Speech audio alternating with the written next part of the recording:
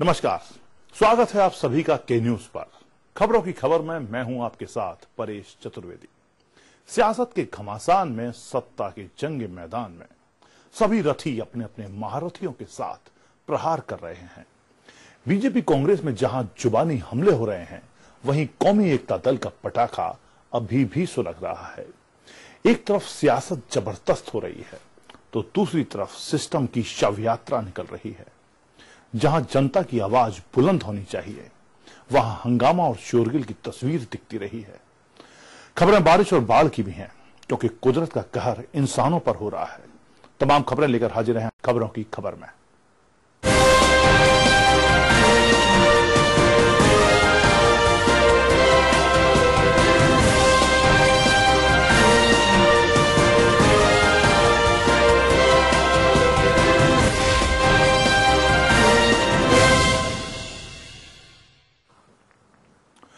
कहीं कांधों पर भाई का बोझ, कहीं बुजुर्ग नानी के कंधों पर नाती का बोझ, कहीं बाप अपने कंधों पर अपने लगते जिगर की लाश को लेकर बदहाल बेहाल है। और इसीलिए हम कह रहे हैं कि उत्तर प्रदेश में सिस्टम की शव यात्रा निकल रही है। ये अधिकारी सरकार को पलीता लगा रहे हैं। साजिश जबरदस्त है। सरकार को बदनाम कर रहे हैं ये अधिकारी जनता जनार्दन को छल रहे हैं। खबर कानपुर से। अंश की मौत के बाद नींद से जागा प्रशासन, सीएमएस हुआ सस्पेंड, हैलेट में मचा हुआ है हाहाकार, नहीं मिल रही हैं दवाइयां, जिस स्ट्रेचर को लेकर चली गई अंश की जान, आज उसी स्ट्रेचर पर ढोया जा रहा है एसी। आखिर कैसे होगा सिस्टम में सुधार? सिस्टम की शव यात्रा।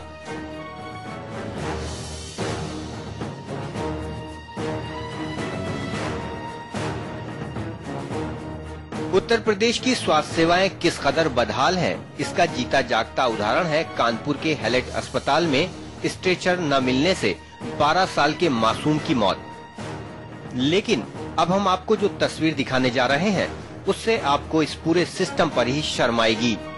जी हाँ, जिस हैलेट अस्पताल में बुखार से तड़प रहे एक मासूम को स्ट्रेचर नहीं मिला, उसी अस्पताल में स्ट्रेचर से खराब एसी ढोए जा रहे हैं। कल ही इस अस्पताल में सीएमएस को हटाया गया है और आज इसी अस्पताल के अंदर मरीज की जगह स्ट्रेचर पर एसी ले जाया जा रहा है। तस्वीर देखिए और सोचिए, जिस अस्पताल में स्ट्रेचर न मिलने पर एक मासूम ने अपने पिता के कंधे पर दम तोड़ दिया, वहां स्ट्रेचर पर एसी ले जाना क्या नहीं दिखाता कि यूपी में स्वास्थ्य सेवाएं किस स्तर की हैं? आलम यह है कि हैलेट में दवा भी उपलब्ध नहीं है, लोगों को बाहर से दवा खरीदनी पड़ रही है। हमको कुछ नहीं मिला।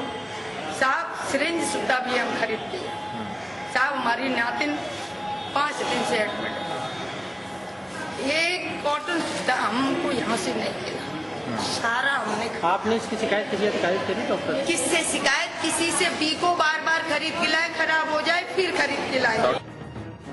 घटना के बाद से पूरे प्रशासन में खलबली मच गई। जिलाधिकारी ने हैलेट का दौरा कर मरीजों से मुलाकात भी की। मेडिकल कॉलेज प्रशासन के लोग हों या हैलेट अस्पताल प्रशासन के, मरीजों से दुर्व्यवहार या इलाज में लापरवाही होने पर कठोर से कठोर कार्रवाई की जाएगी। जिम्मेदार अधिकारी, डॉक्टर या सपोर्टिंग स्टाफ की अगर शिकायत सही पाई जाती है तो उसे रिप्लेसमेंट भी नहीं दिया जाएगा। अधिकतर शिकायतें दुर्व्यवहार की आती रही हैं और मेरा मानना है कि अब ये किसी के लिए भी अंतिम मौका होगा। अगर इसके बाद भी किसी की कंप्लेंट आती है तो डेफिनेटली गंभीर से गंभीर कार्रवाई कराई जाएगी, चाहे वो कॉलेज प्रशासन के लोग हों, चाहे वो हॉस्पिटल प्रशासन के लोग हों। और कोई भी लापरवाही के बदले अगर किसी की जान की नौबत आती है तो उसको क्षम्य नहीं किया जाएगा। जब कोई घटना मीडिया के सामने आती है तब शासन और प्रशासन सख्त होता है, लेकिन न जाने कितने ऐसे अंश हैं जो स्वास्थ्य विभाग की लापरवाही की वजह से काल के गाल में समा गए हैं। अब देखने वाली बात ये होगी कि दोबारा किसी अंश की मौत न हो, इसके लिए सरकार कौन सा कारगर कदम उठाती है। के न्यूज के लिए कानपुर से रामजी शर्मा की रिपोर्ट।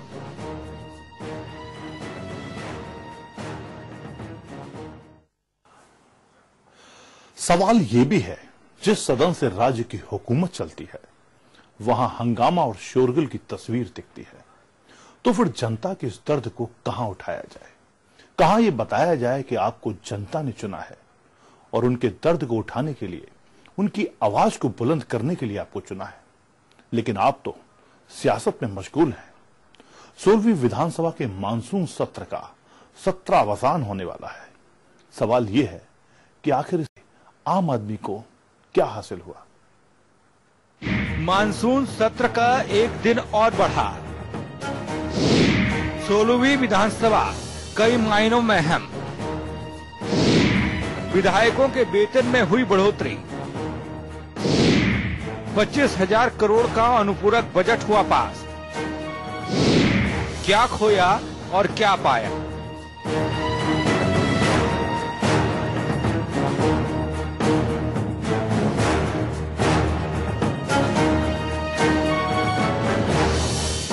विधानसभा का मानसून सत्र खट्टी मीठी यादों के साथ एक दिन के लिए और आगे बढ़ा दिया गया। 30 अगस्त को समाप्त होने वाला सत्र अब 1 अगस्त को समाप्त होगा। 16वीं विधानसभा का ये सत्र कई मायनों में यादगार रहेगा। सत्र के दौरान सीएम अखिलेश यादव ने यूपी विधानसभा के पूर्व मुख्यमंत्रियों और विधानसभा अध्यक्षों की ऑयल पेंटिंग गैलरी का उद्घाटन किया, तो नेता प्रतिपक्ष के पद पर कार्य कर रहे स्वामी प्रसाद मौर्य का इस्तीफा स्वीकार किया गया। 25,000 करोड़ का अनुपूरक बजट पास होना और साथ ही कई चीजें इसमें खास रही। मानसून सत्र में एक तरफ 1 घंटे के भीतर 25,000 करोड़ का अनुपूरक बजट पास हुआ, तो दूसरी तरफ सदन में महिला हिंसा पर पेश हुई कैग रिपोर्ट पर भी चर्चा की गई। स्वामी प्रसाद मौर्य के पाला बदलने के बाद नए नेता प्रतिपक्ष गयाचरण दिनकर ने सरकार पर जमकर हमला बोला, तो वहीं नेता सदन अखिलेश यादव ने नेता प्रतिपक्ष के बयान पर चुटकी भी ली। अगर भगवान विष्णु लीला नहीं करते थे, अगर भगवान कृष्ण थोड़े दूसरे रूप में थे, तो जो सत्ता में बाहर बैठने वाला होता है वो हमारा तो हो गई है।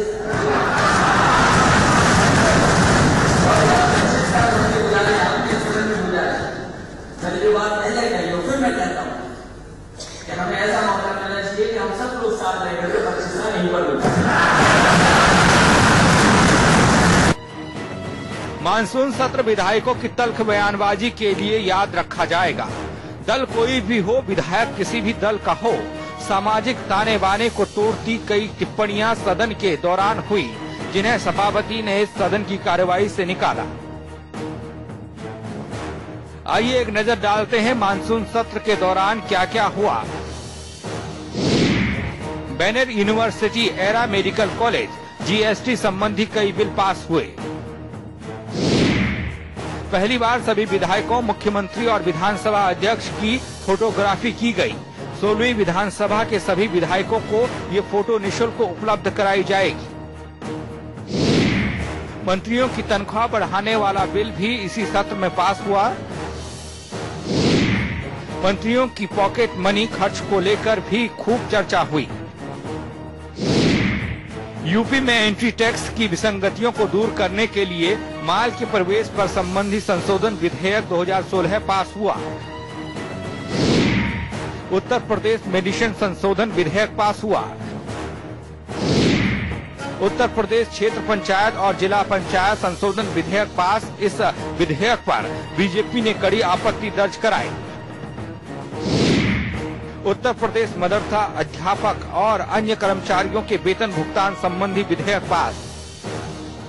बहरहाल मानसून सत्र के दौरान जहां एक तरफ कई अहम बिलों पर मोहर लगी, तो दूसरी तरफ विपक्ष के बीच जमकर बहस भी हुई। के न्यूज के लिए लखनऊ से शबी हैदर।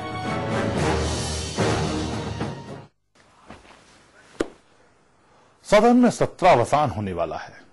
सियासत के जंगे मैदान में एक और महाभारत का युद्ध खेला जाने वाला है। लेकिन सवाल यह है कि कौन किसकी तरफ होगा। दागी के मुद्दे पर पिता से रार करने वाले, चाचा के कोप भाजन बनने वाले मुख्यमंत्री अखिलेश यादव की राहें आसान नहीं है। बयान आ गया है चाचा जी का कि कौमी एकता दल का विलय संभव है, और वो भी अगले कुछ दिनों में। कौमी एकता दल को लेकर एक बार फिर राजनीति हुई गर्म। कौमी एकता दल का सपा में एक बार फिर होगा विलय। शिवपाल ने एक बार फिर दिए संकेत। मुलायम सिंह की मौजूदगी में होगा ऐलान। कौमी दल का कितने सीटों पर पड़ेगा असर?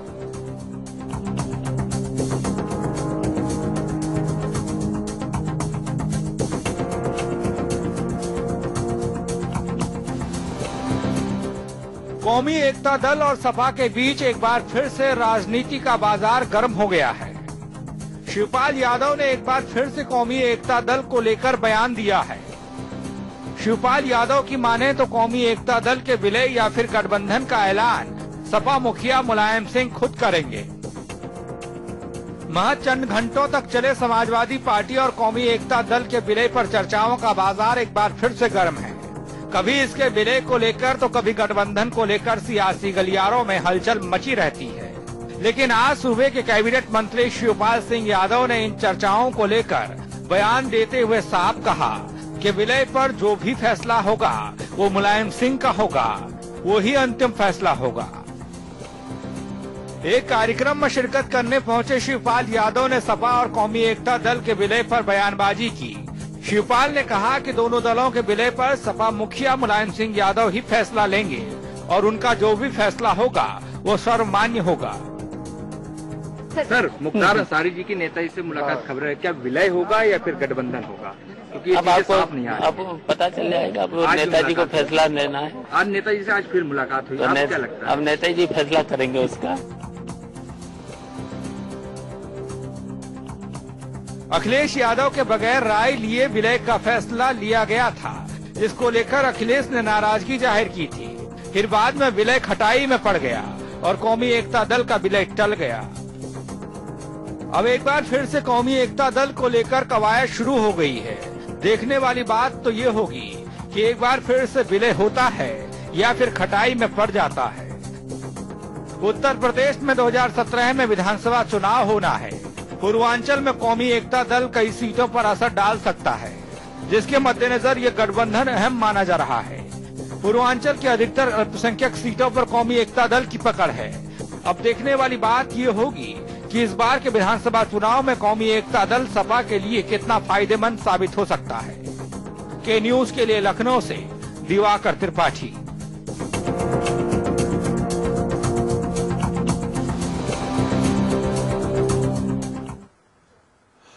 ये महज नूरा कुश्ती नहीं कही जा सकती, ये सत्ता के लिए सियासी संघर्ष है। क्योंकि महज नूरा कुश्ती अगर होती तो सदन से होकर संघर्ष सड़कों तक नहीं दिखता। बात सिर्फ यूपी की ही नहीं है, बल्कि उत्तराखंड में भी जुबानी जमा खर्च जबरदस्त तरीके से दिख रहा है। कांग्रेस और बीजेपी किसी भी सूरत में कम नहीं दिखना चाहते और इसलिए घमासान वहां भी दिख रहा है, और वह भी जबरदस्त। मिशन 2017 को लेकर उत्तराखंड में भी मचा है सियासी घमासान। कांग्रेस और बीजेपी आमने सामने। बीजेपी के हर आरोप का कांग्रेस दे रही है जवाब। कांग्रेस ने बीजेपी को हर मोर्चे पर बताया फेल।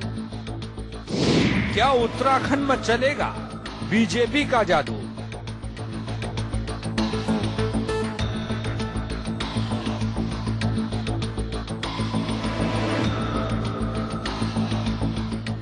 उत्तराखंड में 2017 के चुनाव को लेकर घमासान मचा हुआ है। बीजेपी और कांग्रेस एक दूसरे के खिलाफ मोर्चा खोले हुए हैं। एक तरफ बीजेपी हमला बोल रही है तो दूसरी तरफ कांग्रेस बीजेपी के हमले का जवाब दे रही है।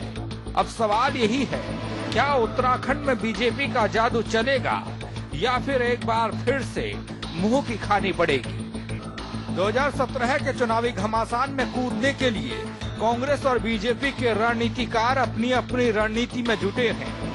कांग्रेस सरकार को पटखनी देने और एक बार फिर से सूबे की सत्ता पर काबिज होने की जुगत में जुटी बीजेपी इस बार कोई समझौता करने को तैयार नहीं है। हालांकि बीजेपी की रणनीति केवल एक ही जगह पर आकर सिमट जा रही है। बीजेपी मुख्यमंत्री पर तो लगातार हमले करती रही, लेकिन सत्ताधारी दल पर सत्ता की हनक जैसे मामलों की लगातार अनदेखी करती रही। बीजेपी ने कभी कोई ऐसा मामला नहीं उठाया। पिछले 4.5 साल के दौरान कांग्रेस सरकार को घेरने के लिए बीजेपी ने कई मुद्दे उठाए, लेकिन बीजेपी भुना नहीं पाई। वहीं कांग्रेस संगठन भी सरकार के साथ लगातार कदमताल करता नजर आया और बीजेपी के सवालों और हमलों का पूरी शिद्दत के साथ जवाब देता रहा और उल्टे बीजेपी को ही कटघरे में खड़ा करता रहा।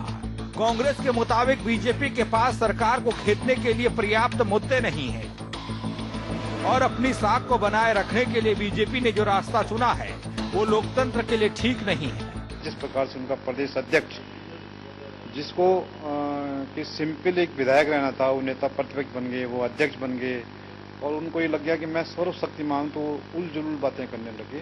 तो बीजेपी के खेमे में बहुत निराशा का भाव है और जो 10 देशभक्त बागी विधायक जो हमारे गए, उनकी वजह से बीजेपी का जो कोर है, जो बीजेपी का संगठन है, वो बहुत उहापोह की स्थिति में है और ऐसा लगता है कि बीजेपी बहुत बड़ी उससे जो है मात खाने वाली है। प्रदेश की मुख्य विपक्षी पार्टी बीजेपी पिछले 4.5 साल के दौरान कांग्रेस संगठन पर भी कोई हमले नहीं कर सकी। आमतौर पर सत्ताधारी पार्टी के नेताओं पर सत्ता की हनक और नियमों को ताक पर रखकर काम करने के मामले देखने को मिलते रहे, लेकिन बीजेपी किसी भी मामले को नहीं उठा पाई। बीजेपी की केवल एक ही रणनीति रही, वो मुख्यमंत्री पर सीधा हमला करती रही। हालांकि बीजेपी के नेता इस बात से इत्तेफाक नहीं रखते हैं। प्रदेश में जो सरकार होती है, वो सरकार की जिम्मेदारी है कि उसके कार्यकर्ता, उसके मंत्री अगर अच्छा आचरण नहीं कर रहे हैं, अधिकारियों को डरा धमका रहे हैं, अधिकारियों के साथ बुरा बर्ताव कर रहे हैं, तो एक विपक्षी दल होने के नाते ये हमारी जिम्मेदारी रहती है और हम समय समय पर उस जिम्मेदारी का निर्वहन करते हैं। बहरहाल उत्तराखंड में जिस तरह से बीजेपी और कांग्रेस में बयानबाजी तेज हो रही है, उससे एक बात तो तय है, दोनों दल पूरे दमखम के साथ चुनावी मैदान में उतरेंगे। अब देखने वाली बात ये होगी कि उत्तराखंड की जनता किसे मौका देती है, हरीश रावत को या फिर बीजेपी को। 2012 के चुनाव में सूबे की सत्ता गंवाने के बाद बीजेपी लगातार एक ही रणनीति पर काम कर रही है, वो मुख्यमंत्री के ऊपर हमला करने की।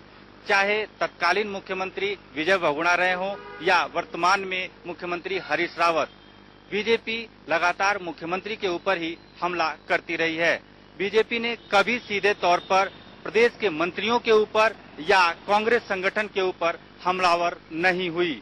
ऐसे में सवाल उठता है कि क्या 2017 में बीजेपी के हमले के बाद मुख्यमंत्री हरीश रावत कमजोर होंगे या एक बड़ी ताकत के रूप में उभर कर सामने आएंगे।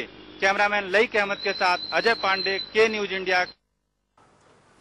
सिर्फ सियासत ही जख्मों को हरा कर, माफ कीजिएगा, सिर्फ सियासत ही जख्मों को हरा कर रही है, ऐसा नहीं है। आम आदमी तो आम आदमी है, कुदरत भी उसके ऊपर कहर बरपा रही। सत्ता का संघर्ष आम आदमी को आगे रखकर, सियासत की मेवा आम आदमी के नाम पर, लेकिन आम आदमी तो बस जिंदा है भगवान के नाम पर, ईश्वर के नाम पर।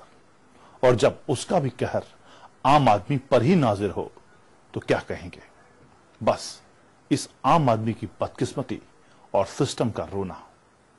दिल्ली में बारिश तो पूरे उत्तर भारत में बाढ़ का कहर। देखिए ये रिपोर्ट। बारिश से लोग हुए बेहाल। एक तरफ आसमान से बारिश तो दूसरी तरफ बाढ़ का कहर। यूपी से लेकर दिल्ली तक पानी से लोग हुए बेहाल। आखिर कब थमेगी ये आफत की बारिश।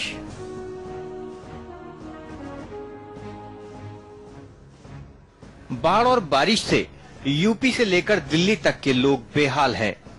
बलिया में आई विनाशकारी बाढ़ के बाद नदियों के जलस्तर कम होने के साथ ही बाढ़ पीड़ितों की मुश्किलें बढ़ती जा रही हैं। बाढ़ग्रस्त इलाकों में कई मकान और रास्ते टूटे पड़े हैं। संक्रामक बीमारियों का खतरा बढ़ गया है। आलम यह है कि लोग गंगा मैया की पूजा अर्चना कर रहे हैं कि वो उन्हें बख्श दे।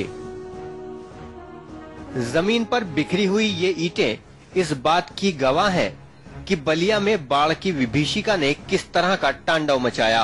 अब बलिया में गंगा नदी का जलस्तर जैसे जैसे कम होता जा रहा है, बाढ़ग्रस्त इलाकों के बाढ़ पीड़ितों का दर्द सामने आ रहा है। सर्वाधिक आबादी वाले गांव गोपालपुर, दुबे, छपरा, भवन टोला और 8 गांव सहित कई गांवों में मकान और झोपड़ियां टूटी पड़ी हैं। लोगों के घरों में बाढ़ के पानी के साथ आया मलबा जमा हो गया है। साथ ही गांव में जाने वाले संपर्क मार्ग पूरी तरह से क्षतिग्रस्त हो गए हैं। बहती है, गंगा बहती है, सारा नदी है तो यही लेके जाती है। हाँ, सारा बाढ़ में हम लोग तबाही मच गए हैं। हाँ, घर द्वार में। ये आपका घर था? हाँ, मेरा घर है ही है। तो कैसे टूट गया? कैसे टूट गया? बाढ़ से दहा गया। गांवों में जलभराव और भीषण गर्मी ने लोगों का जीना मुश्किल कर दिया है। ऐसे में संक्रामक बीमारियों का खतरा भी बढ़ गया है। हमारे गांव के पास घाघरा और गंगा नदी दोनों का मिलाप है, जिसकी वजह से मैंने पानी बहुत ज्यादा था। पानी निकलने के बाद पता चल रहा है कि कितने लोगों को नुकसान पहुंचा है। घरों से पानी निकलने के बाद सब लोग सफाई में लगे हुए हैं। प्रशासन की तरफ से कोई भी व्यवस्था नहीं किया गया है, न छिड़काव किया गया है दवा का, न किसी भी प्रकार का सहायता दिया गया है। तो वहीं दूसरी तरफ अगस्त महीने का आखिरी दिन दिल्ली, एनसीआर समेत कई राज्यों पर आफत की बारिश लेकर आया। राजधानी समेत आसपास के क्षेत्रों में जहां जल भराव के साथ जाम की स्थिति पैदा हो गई, वहीं हैदराबाद में दीवार और घर गिरने से 7 लोगों की मौत हो गई।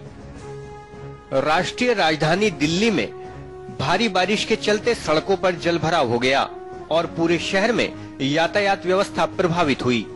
यातायात पुलिस ने बताया कि रिंग रोड, धौला कुआं, मथुरा रोड, भैरव मार्ग और 3 मूर्ति गोल चक्कर सहित कई अन्य स्थानों पर भारी जल भराव हो गया। D&D की ओर से जाने वाले बारापुला, फ्लाईओवर, आश्रम चौक, रिंग रोड पर महारानी बाग, लाजपत नगर, सराय काले खां, राजा गार्डन की ओर मायापुरी और जिमखाना मार्ग पर भी पानी भर गया था। दिल्ली के कई अंडरपास ये हाल है कि कई डीटीसी बसें इसमें डूब गईं। एक तरफ बाढ़ का कहर तो दूसरी तरफ आसमान से आफत की बारिश। ऐसे में लोग परेशान हैं, आखिर जाएं तो कहां जाएं? तेज और झमाझम बारिश में पूरा दिल्ली एनसीआर सराबोर हो उठा है। सुबह से ही दिल्ली एनसीआर में जबरदस्त बारिश हो रही है। बारिश की वजह से पूरे दिल्ली एनसीआर की रफ्तार धीमी पड़ गई है। बारिश ने दिल्ली एनसीआर के कई इलाकों की सड़कों को नालों में तब्दील कर दिया है। वैसे तो मौसम विभाग ने 3 दिनों तक दिल्ली एनसीआर में जबरदस्त बारिश का अंदेशा जताया था, लेकिन पहले ही दिन के कुछ घंटों की बारिश ने दिल्ली का हाल बेहाल कर दिया है। कुल मिलाकर दिल्ली वासियों को बारिश से सावधान रहना होगा, कहीं ये बेरहम बारिश दिल्ली वासियों के लिए मुसीबत न बन जाए। कैमरा पर्सन संजीव जोशी के साथ सरिता गुप्ता, के न्यूज दिल्ली। खबरों की खबर में आज इतना ही। मुझे दीजिए इजाजत, लेकिन के न्यूज पर खबरों का सिलसिला जारी रहेगा। नमस्कार।